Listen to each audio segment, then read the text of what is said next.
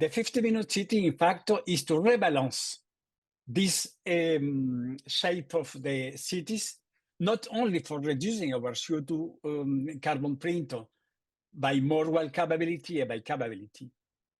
This is not only for creating more social interactions by the pedestrianization, vegetation.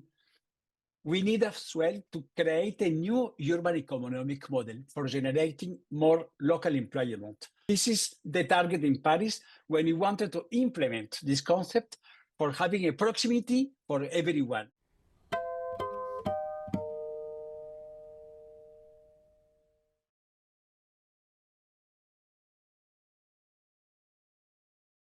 Hello, thank you for joining us today. My name is Reggie Ramos, Executive Director of Transportation for Massachusetts.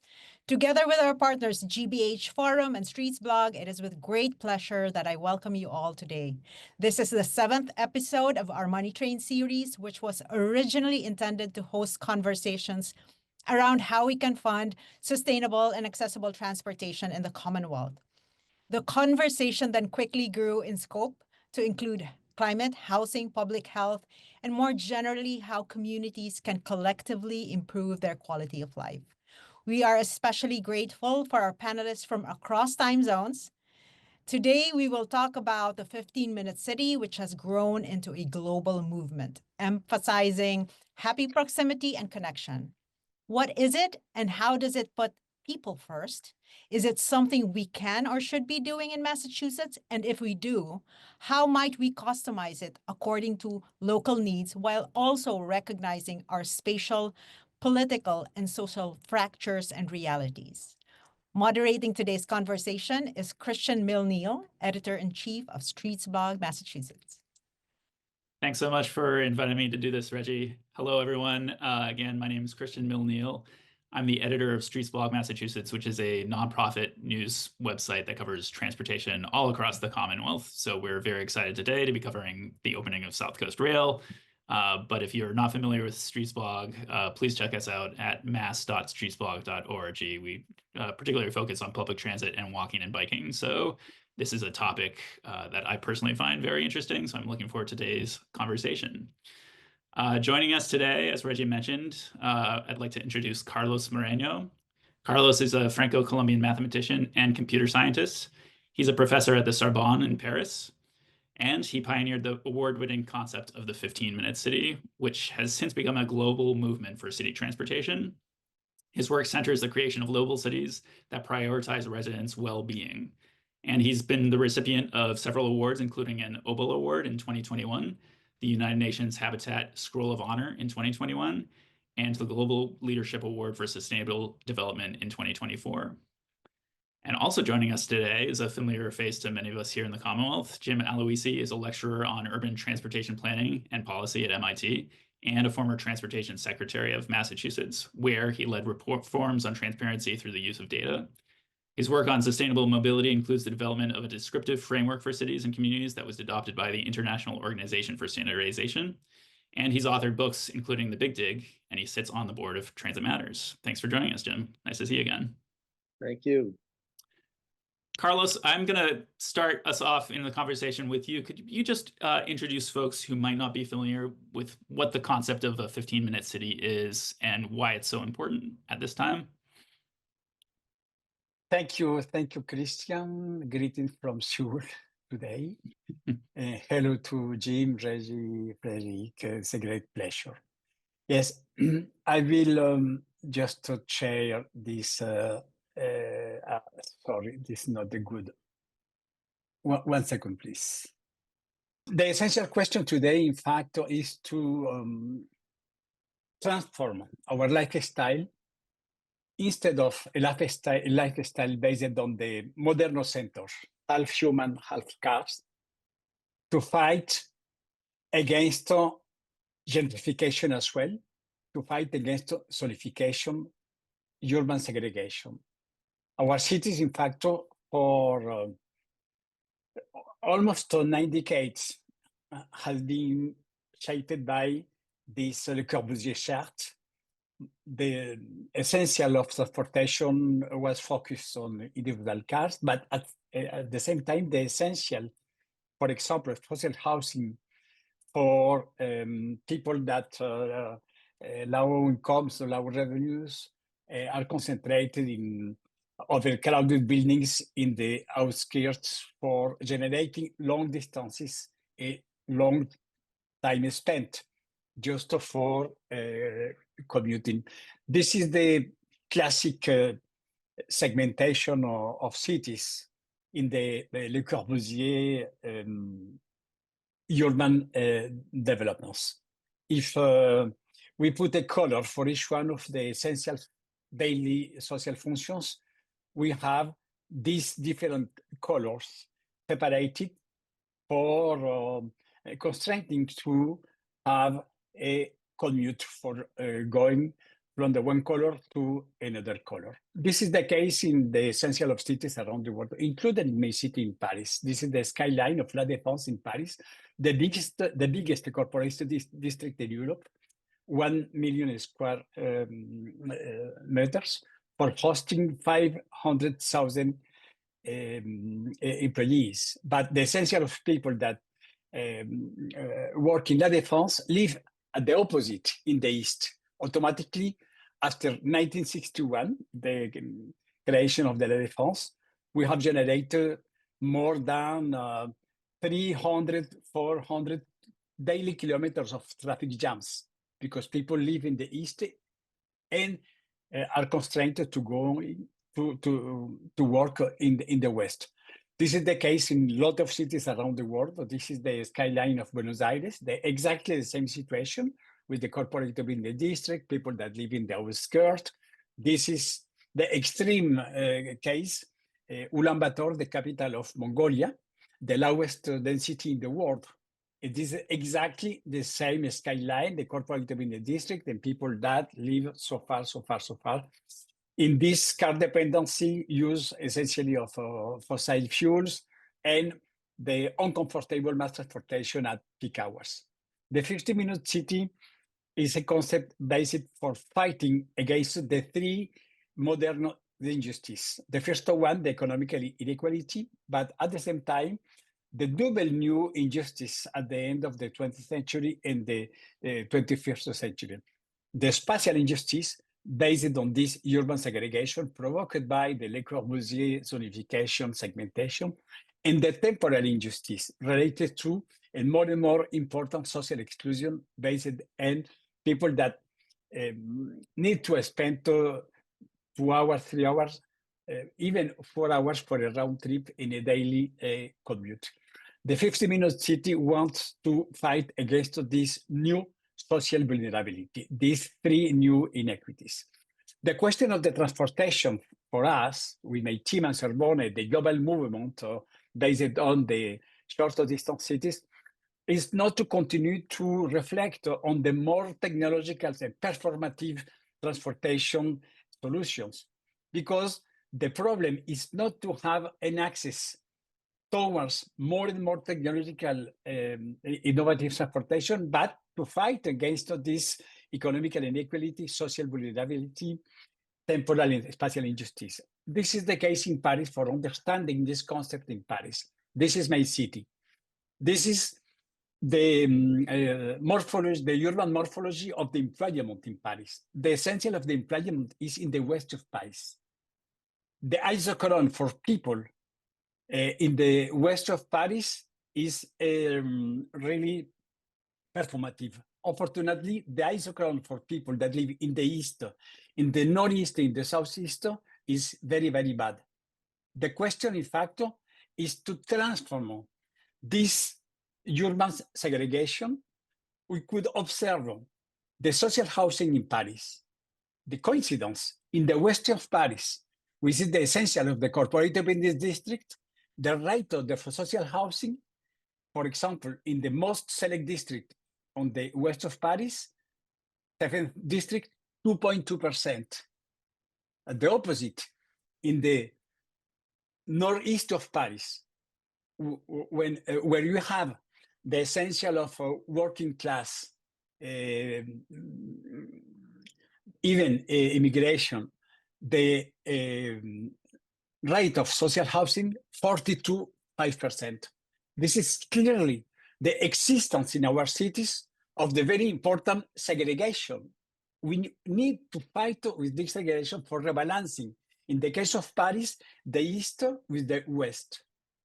This is a middle city in France, Toulouse, very nice city. For the people that live in the center of Toulouse, the life is in blue. They have access to essential services. For people that live 10 kilometers, 15 kilometers, 20 kilometers so far away of the historical center, the daily life is in red because people have just one roof for walls. People don't have access to the essential services. The 50-minute city, in fact, is to rebalance this shape of the cities, not only for reducing our CO2 carbon print by more walkability and bikeability. This is not only for creating more social interactions by the pedestrianization, vegetation. We need as well to create a new urban economic model for generating more local employment, local added value, for creating more short circuits in a polycentric city. This is the target in Paris when we wanted to implement this concept for having a proximity for everyone, a proximity for all, not only a proximity for some people. We need to fight against this segregation. We have 8 principles. Proximity for everyone to essential services. Organic density for fighting against overcrowded and bad buildings. Mixed uses in all city. Public spaces with high quality. Efficient public transportation because we need to live in the interconnected neighborhoods as well. To give a priority to active low carbon mobility on foot and by bike.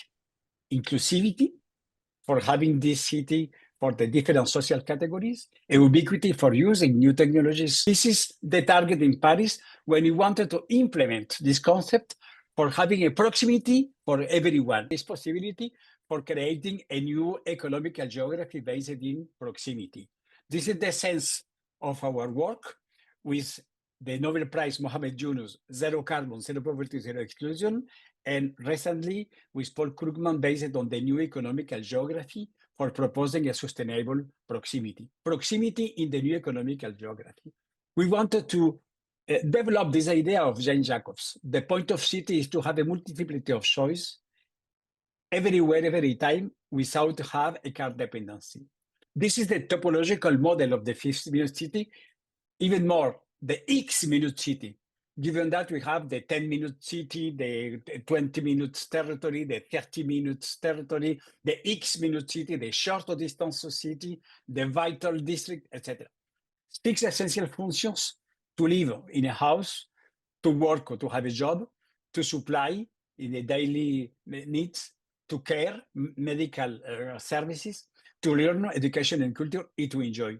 We have a color by social functions, and we want to mix the different accessibility for satisfying these essential functions within a short perimeter in all city for having this polycentric city.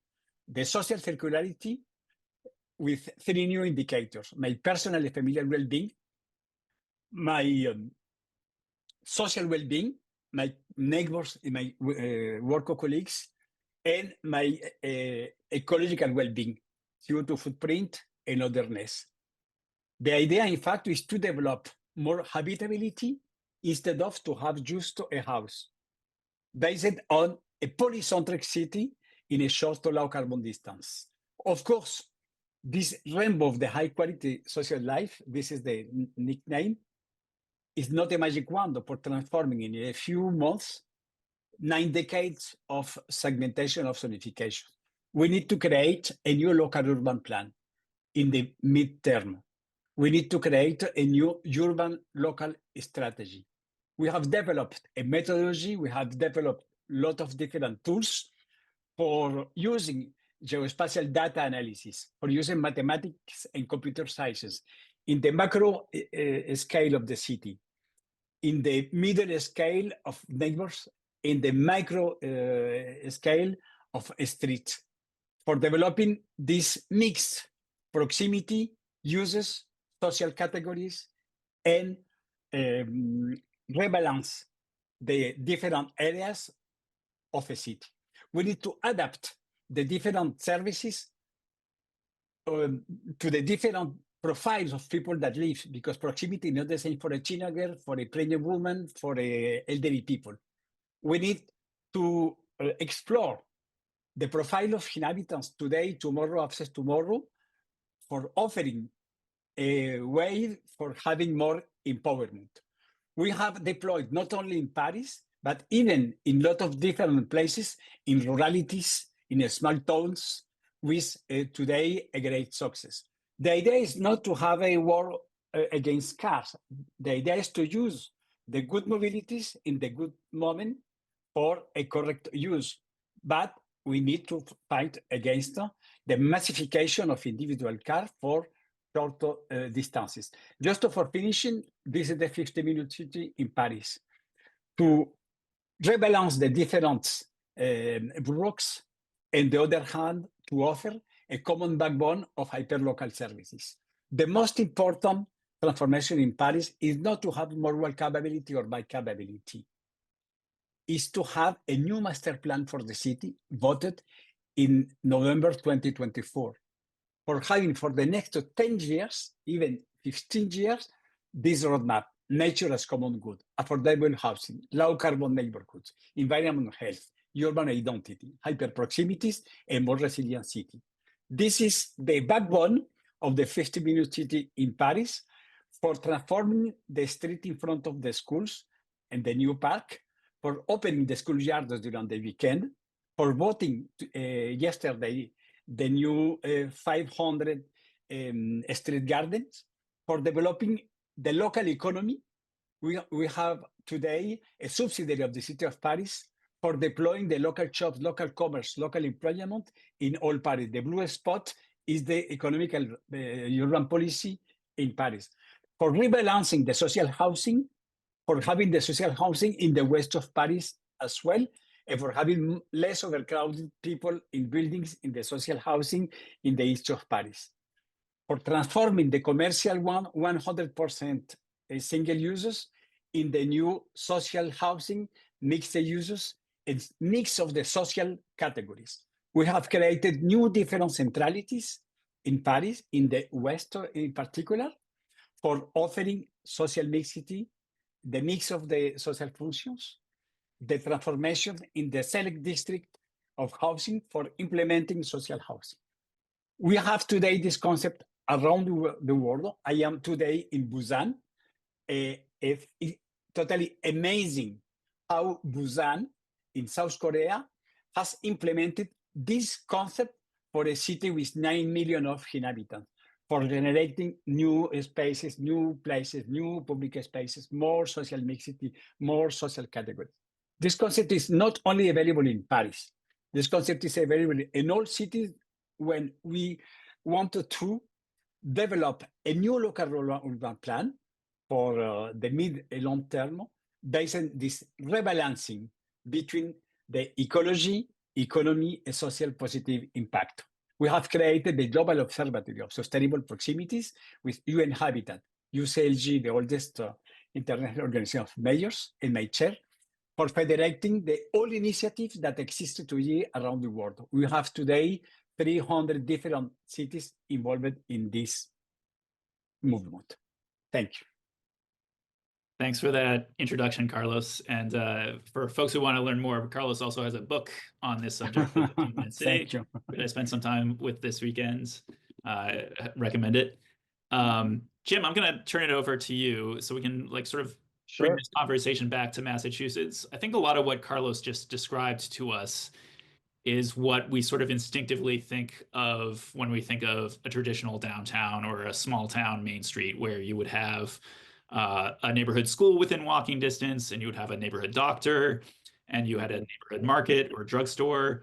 But in fact, we have very few communities that look like that anymore. And I wonder if you could tell us a little bit about why that is, in your opinion. Sure. Well, thanks, Christian.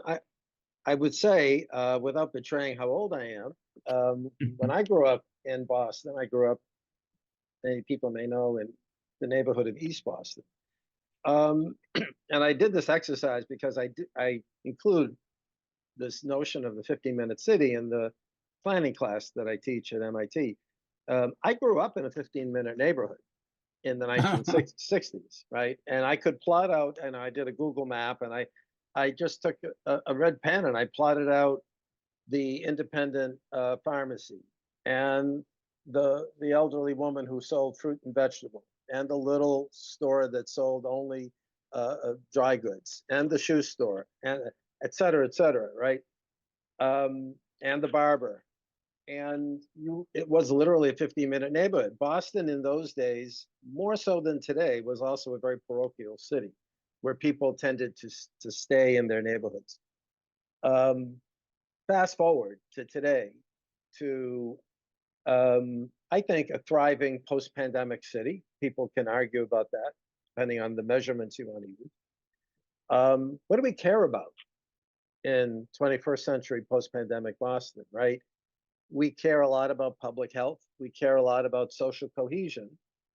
And we care, and we should care about access for everyone, access to opportunity, access to resources, right?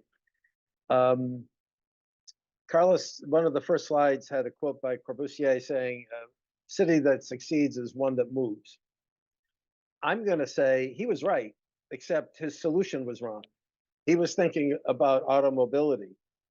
I think a city that succeeds is one that moves with safe, protected cycling lanes, with dedicated bus lanes, with safe walking and easy walking to gain access to, with a thriving public transportation system.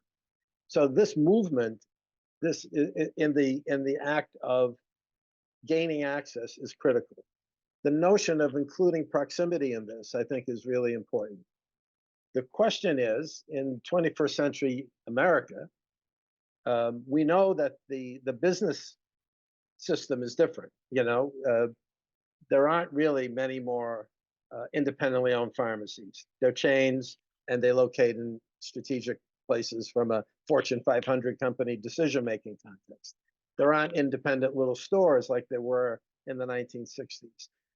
Can we overcome that reality of today's United States business marketplace and think about moving people within a 15, 20-minute proximity to key places that they want access to? I think the answer is yes, but I think it means that we need to take transportation out of a silo. We need to think about transportation as connected very strongly to the business sector and the economy, how these things intersect. And we need to think about, particularly in Boston, I'll make the pitch, we need to think about reimagining the urban public realm, reimagining the urban streetscape. I think this is a critical component of making the 15-minute environment work, but any socially cohesive city work. There's this imaginative catalyst that we teach and talk about called the tragedy of the commons, which is basically a way to get people to think about how to share finite resources. Well, guess what? The city street is a finite resource that's publicly funded. We're not doing a good job, in my judgment, in Boston, sharing that finite resource, right? There's no law, there's no regulation, there's nothing written that says because it's a public streetscape, it should be relegated 100% to forms of automobility, driving and parking, right? And we see the tensions now when we try to say, look, let's share that finite space. Let's include features that will enable a different way to think about this urban public space. If we learned anything coming out of the pandemic, it should be that people in urban environments wanted to be outside. Restaurants wanted to serve people outdoors. People wanted to do more walking and biking. People were telling us with their own lived experience how they want the city to function. And if we revert to an auto-centric environment, where T.S. Eliot says in one of his poems, we had the experience, but we missed the meaning. And I think that's really the challenge before us in the United States in particular, because I don't think we're anywhere near as, say the word with caution, advanced in our thinking, like the folks in Paris or other places that have embraced this new way of thinking about cities. Context is important. Boston is not the same as Atlanta, or San Francisco is not the same as LA.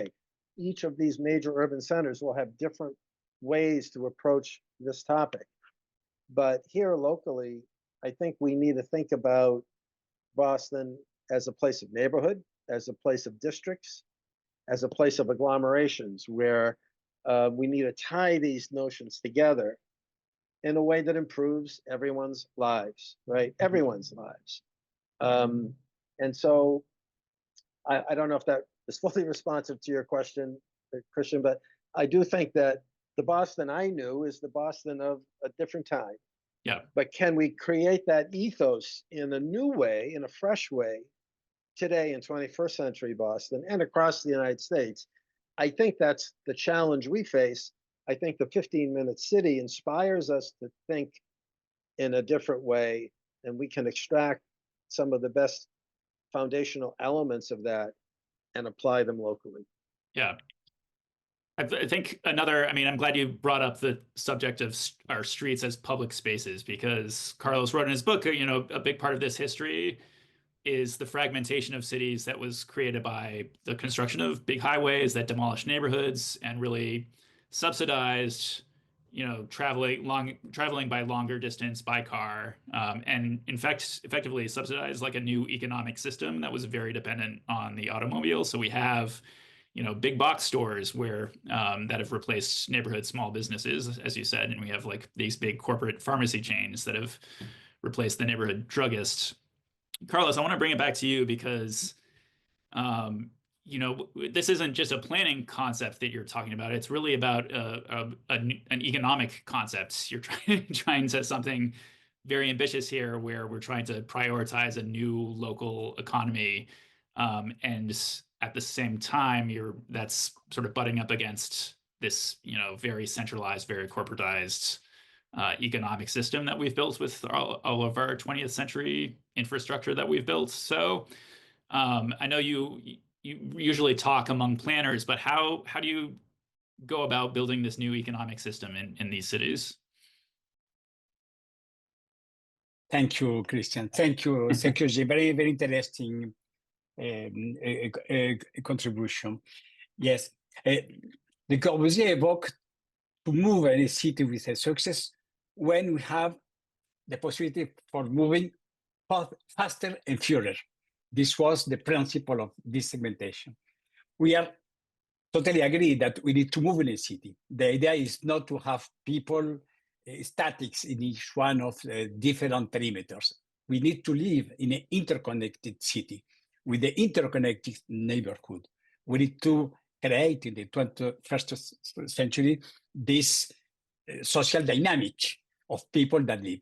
At the same time, we needed to transform the mindset, because for a long time, we have accepted to live in a work style based on this zonification. And the particular point in the different cities, including the Global South, not only the Global North, is the presence of the corporate business district as the essential point for going to with a daily commute.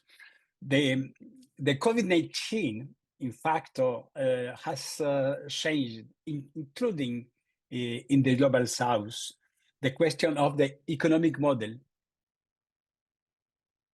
even of the companies. Today, for example, in Paris, but this not only in Paris, in a lot of places in other cities in France, the young workers between 22 until 38 years old, for working, are very clear. I need 2 or 3 days by remote working. Mm. Otherwise, they prefer to refuse a job. This is a reality. Mm-hmm. In Paris, the biggest corporate business district in Europe, La Défense, lives today in a dramatic economical crisis. In every week, we have a lot of discussion in Paris. What will be the future of La Défense? There are today a lot of different propositions to transform in a biggest university campus, to create the mixed uses in the big towers, etc., etc. The change of the economic model is in fact a consequence of this transformation of the our society. And this economic model today is related to the transformation of our economies, because we have the more and more the economy is based on services and not in manufacturing productions. For that, Richard Florida has evoked the creative district when he modelized the transformation of the economic model between the 20th century and the end of the 20th century and the beginning of the 21st century. This is the new economical reality. And in this case, the 50-minute city concept, the X-minute city, because we have the 10 minutes, 20 minutes, 30 minutes, etc. This X-minute city, in a polycentric way, has offered this possibility for reconciling the transformation of the economic model, the development of the transportation based for a priority to the low active mobilities, well, capability by capability, and of course, to continue to develop the infrastructures for interconnecting with the mass transportation, but not overcrowded mass transportation. The problem with the paradigm of the modern mass transportation is to become the peak hours, the overcrowded mass transportation in the really uncomfortable situation for people that should spend more than 2 hours, 3 hours just for them. We could create the new economic model. This card, I am today in South Korea. This card, this is a magic card. This card is distributed by the city of Busan for every people, including tourists. This card has the point. Everyone that use an economy activity, cultural activity, leisure activity in proximity has an increase of the point. At this point, after that, giving access to the different shops, to different magazines, for reducing 10% or 50% the cost of things. We could develop a new economy, for example, with just that. And if you have the possibility for walking 8,000 steps per day, do you have a bonus for this card?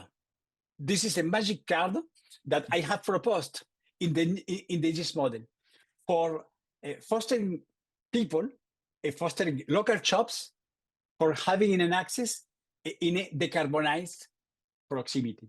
I am totally convinced that we could generate the new business model in this way with the real estate-oriented retail, with the local shops, with the local commerce, with the companies for accessing to the distributed remote jobs. And this is one of the elements in this transformation. This is one of the first cards created in the world by a 50-minute city in this area.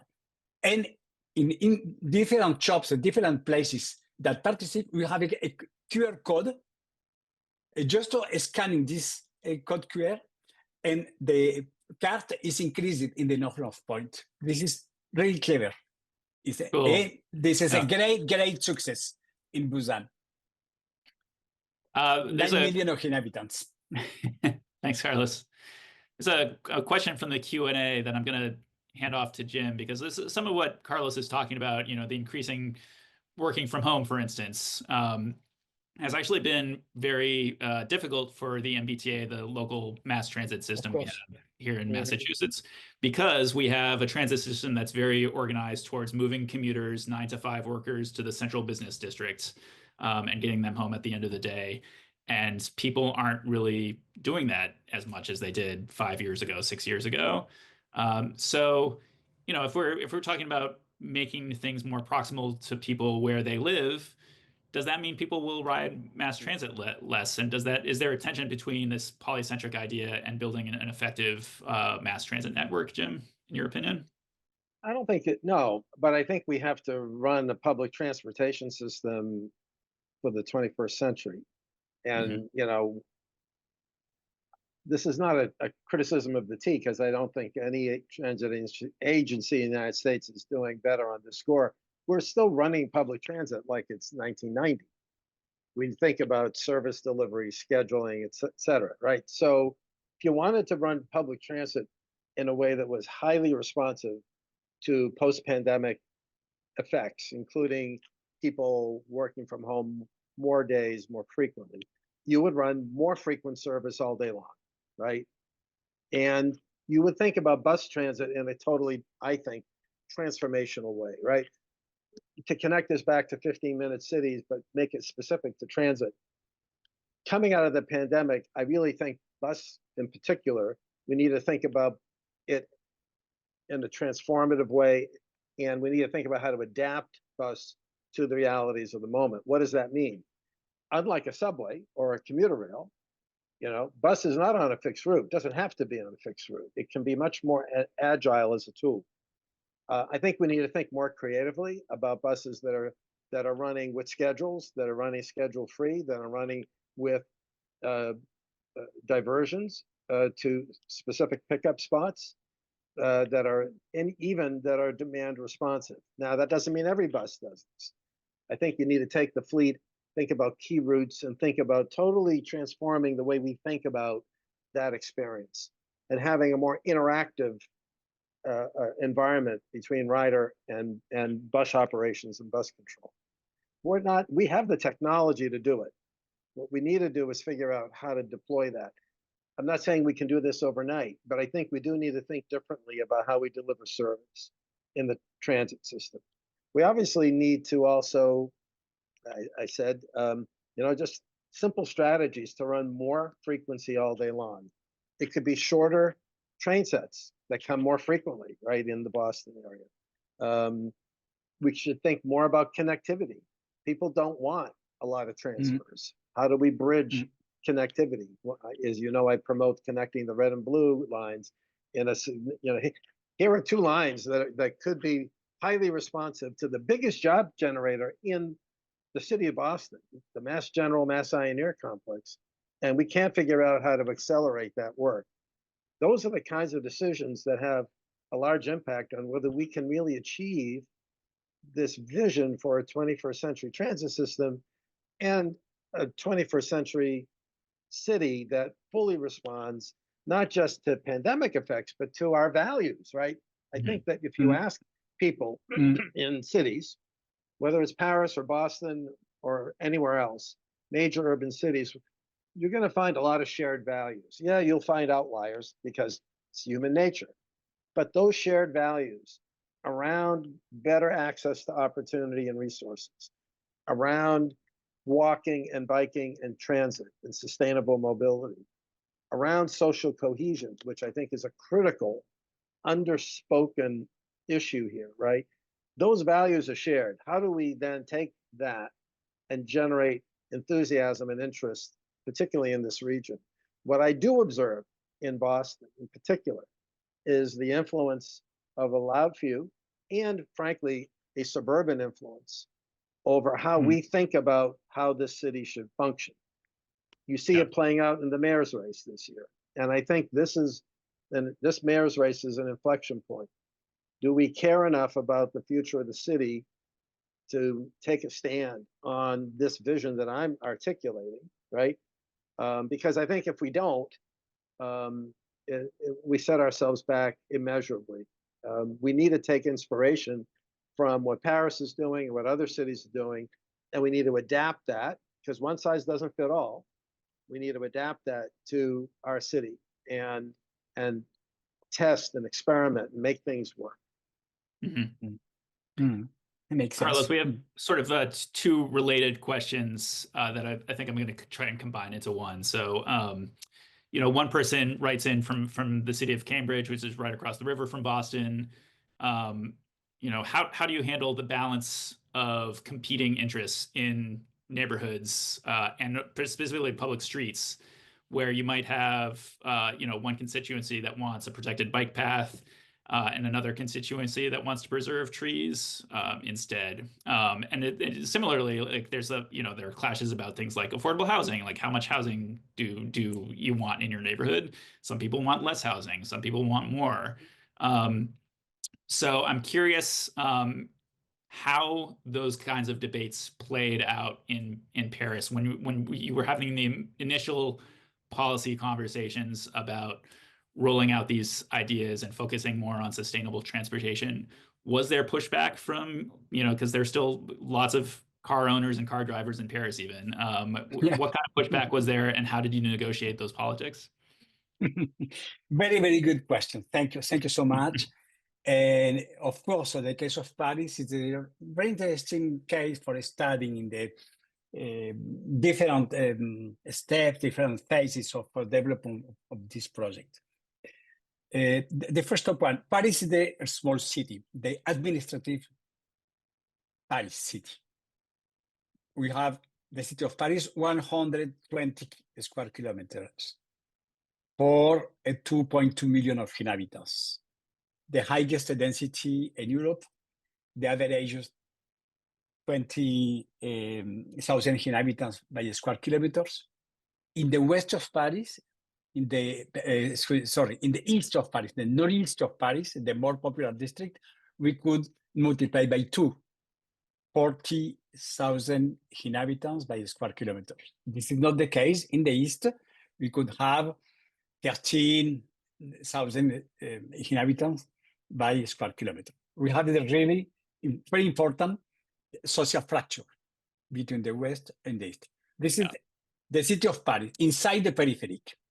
We have the Great Paris, 6.9 million of inhabitants, unfortunately distributed in 132 communes, different 132 mayors. Anne Hidalgo as mayor has only authority inside of Paris, okay? Because we have in permanence the question of the banlieue, the outskirts. By our policy in Paris with Anne Hidalgo is only available in the territory with under her authority, the inside Paris, the periphery. Your question is very available because when we have decided, for example, to ban the motor highway that exists in Paris along the Seine River, we had every day between 300 kilometers of traffic jams, even more, for people that going to the west, to La Défense to work. The decision to cancel cars for transforming this motor highway in a new urban park for reconquering the Seine River was a really backslash with the lobby of drivers, okay? We had, during 4 years, protestation, really important opposition. However, Anne Hidalgo was elected by voters for implementing this program to reconciling nature with biodiversity, with less air pollution, and to rebalance our city in face with the impact of climate change. Paris is a lot of impacted by the heat waves. In 2013, we have thousands of people died by the heat waves. The Parisian people is very sensitive to the question of impact of climate change. We have in permanence the high peaks of pollution. Of course, it was very hard to maintain this decision. This is the role of a mayor. This is the role of a politician committed for the common good. And this transformation remained. And Anne Hidalgo decided to go beyond. For that, he embraced the 50-minute city concept for rebalancing the social gentrification between the east and the west. This is another new backslash. When you have decided to implement the social housing, poor people with low income revenues in the wealth district, we have this urban policy. The most important position was the people that live in this select wealth district, because they said to mix with poor people is a degradation of our quality of life. Mm-hmm. For that, we need to have a political project. And Anne Hidalgo has preserved this way. Even more, she voted a new local urban plan for having this new urban policy of the X-minute city, this rebalancing urban policy as the new available policy for the next 10 years, 15 years. Of course, we have a backlash with the opposition, but for 2 times, Anne Hidalgo was reelected. Yeah. I want to say to our audience that this transformation is before all a political decision by a mayor, supported by scientists. This is my role. I am not politician, I'm not candidate. I am researcher with my team at Sorbonne, and our job as mathematician, computer scientist, and the different other urban areas, economical areas, etc., is to propose a new paradigm for transforming cities. But the real transformation is the decision took by Anne Hidalgo when she decided to create the Street for Kids. This is, for finishing, an important point. When Anne Hidalgo has decided to create the Street for Kids, to ban cars in 200 streets in Paris, for transforming into the mini park. This action is for having more safety areas for children, for kids, without pollution, without cars, etc. The rate of the positive acceptation of this measure, 70%. Yeah. That's work. People has understand that we need to this transformation. And the rate of acceptation for creating 1,200 kilometers of protected bike lanes in all Paris, east to west to diagonals. Today, 80% of acceptation. Mm-hmm. Because people is very, very, very happy today to use the bike. This is more than Amsterdam, because it's during the day, during the night, on the weekend, and during the winter, during the fall, during the spring. Paris is in permanence, with this global movement of bikers. And the decision to implement 500 new street gardens in Paris was approved by a referendum yesterday. We have the political decision is the key for developing this transformation. So I'm glad you brought up schools, because we have another good question from the audience here. So one of the challenges that Boston is very familiar with is the big discrepancy in the quality of specifically public services between neighborhoods. So we have historically Black and brown neighborhoods where historically that have not had as good access to quality schools and small businesses and various other services. So this is like a very, for our audience here in Massachusetts, this should be a familiar problem. So how do we prevent the concentration of the highest quality services in the most wealthy neighborhoods? And part of this is also, these 15-minute neighborhoods that you're describing, having proximity to these services is very desirable. So wealthy people want to be there. So how do you integrate these neighborhoods socially and economically? Jim, I wonder if you have any thoughts you could share on this. It's a tough question. I think in Boston, I go back to my, sort of historically a sort of parochial, very neighborhood-centric city. I think the first thing you need to do is find out what people in neighborhoods want and need, right? Because what people may want and need in different parts of Dorchester are going to be different than what they want and need in East Boston or the South End. And so I go back to if we approach this as the city imposing a one-size-fits-all solution, In the Boston context, that's not going to work. So the first principle for me would be understanding at the neighborhood level what people want, what they need, and then figuring out ways in which to provide those kinds of services, if we're talking about businesses, in those neighborhoods. And so it takes a little bit of listening and then some activity. I think there are some things that we could do across the city that are uniform. I think reinvigorating local libraries as sort of workspaces where people,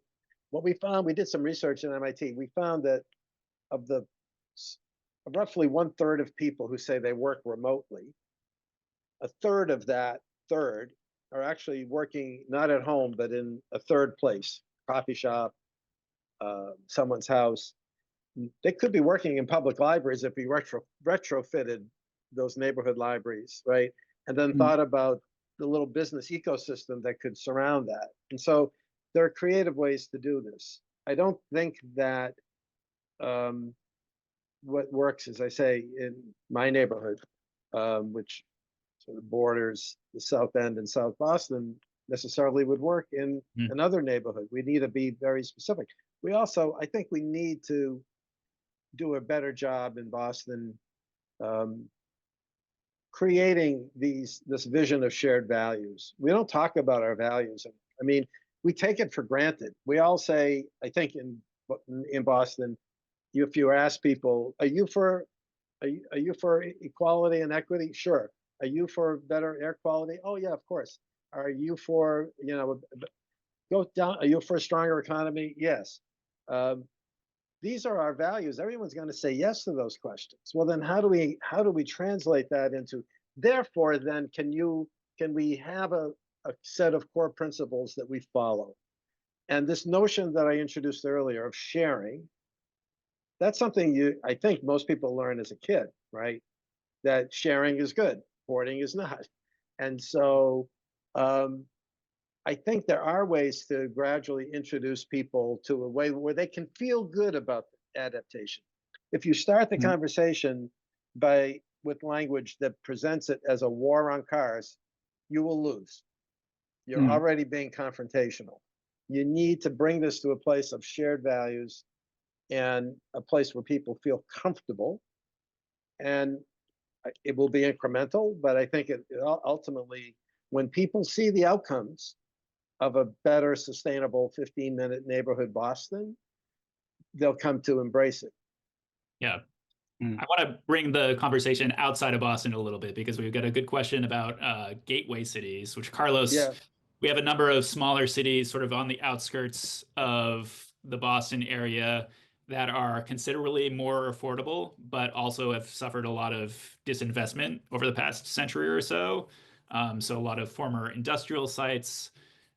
These have become much like the neighborhoods on the outside the periphery of Paris, much more affordable, much more attractive to immigrants, but lots of environmental justice issues. So how do you bring this concept and how do you bring the investments necessary to bring the concept of a 15-minute city to that kind of neighborhood that's suffered from a lot of disinvestment in the past?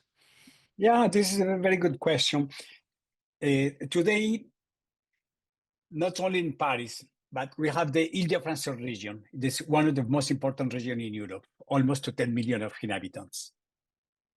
That included Paris, the great metropolis of Paris, and the other small, even rurality areas. The president of the region has voted the new strategic plan, 2023-2040. Its name is the 20-minute Ile-de-France region.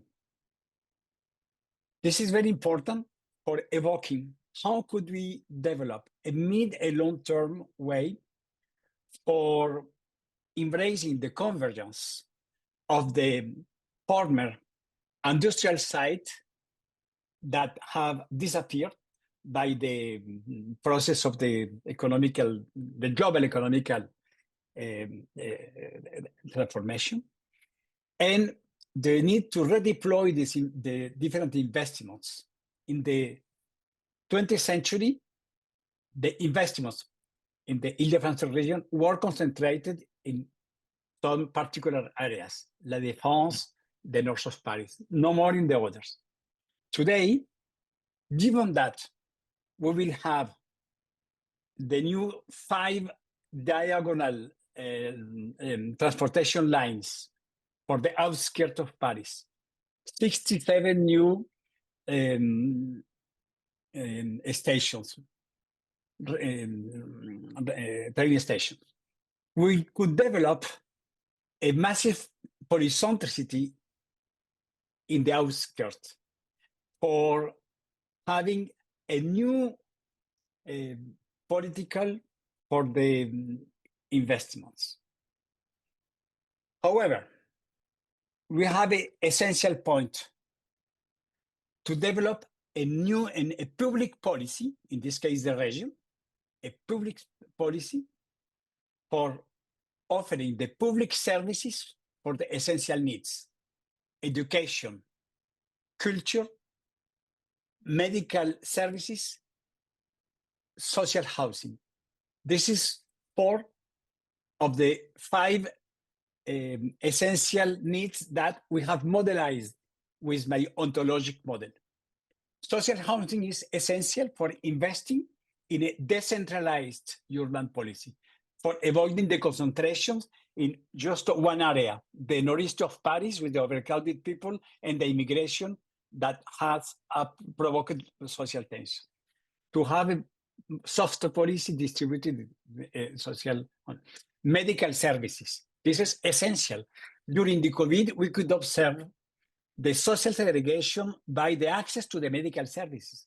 People that live in the northeast of Paris didn't have an access to medical services. It was the rate of most people died in these areas.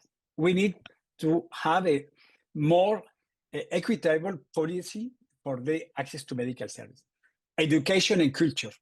In France, the education is free, secular, and compulsory. But we need to rebalance not only the education in the schools, but to offer the access to the different other activities for children, teenagers, by the cinema, theater, and to use the public spaces for mix for most activities. The public services is the role of the public politician, or the politician that have a power for a term. Diversity, equity, and inclusivity, DEI, is not today a 3-word acceptable in the USA. In France, this is our urban flagship. Diversity, equity, and inclusivity is totally necessary if we want to have more peaceful and livable cities based on interconnecting neighborhood for satisfying essential needs based on the investment by a public urban or territorial policy. This is the key. The 50-minute city is not for the private sector. The 50-minute city is for the public urban or territorial policy. For mayors or president of metropolis, president of regions, for satisfying needs based on the common good, not in the interest particular of the wealth people of some billionaires. Yeah. Jim, I think we've got one minute left. Do you have any thoughts about, is the 15-minute city concept useful for gateway cities, and how would you apply it there? I think it's useful as a regional concept, taking the idea that it's each of those gateway cities can in and of themselves obviously adapt and transform their urban neighborhoods into 15-minute accessible districts. But I think, many of us, particularly Transit Matters, have had a vision of regional rail that, particularly in the inner core, gets you to and around places from Boston to Lynn to, say, Newton, in that sort of circle, if you can imagine it. within 15, 20 minutes on a frequent all-day basis, right? We need to have the commuter rail from South Station to Boston Landing and then out to Riverside, Newton. That should be operating like a subway frequency. And I say that with reservation because our subway frequencies need some improvement. But we need to think about intercity rail in a 21st century way. And in Boston, until we make the investment in electrifying the system and improving every station, putting high level platforms where there aren't any, thinking differently about access. You know, there's been a suburbanization of poverty in America, and that's true for our region. So this is also an issue about providing some of the more vulnerable people in our society, people in places like Brockton, for example, or Lynn, with better access to opportunities and resources in the intercourse. So yes, it's a vision. I think I think we here locally call it regional rail in the truest sense of the word. And those of us who care about this really need to make sure that people are not using the terminology as a cover for inaction. We need to take regional rail and make it happen. Yeah.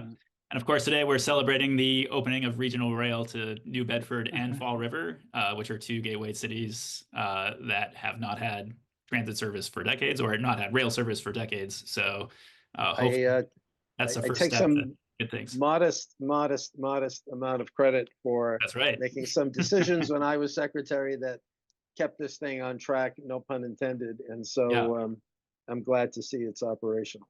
That's right. Congratulations on opening day, Jim. I hope you get to ride soon. That's about all our time that we have. I want to thank both of our panelists, Carlos and Jim. I'd also like to thank our ASL interpreters, Tracy and Atlas. Thank you so much. And thanking our hosts, GBH and Transportation for Massachusetts. Thank you for the great conversation, everyone. And thank you for joining us. Have a good afternoon. Thank you. Thank It's been you. a pleasure. Bye-bye. Good Thank you, afternoon. everybody. Bye-bye.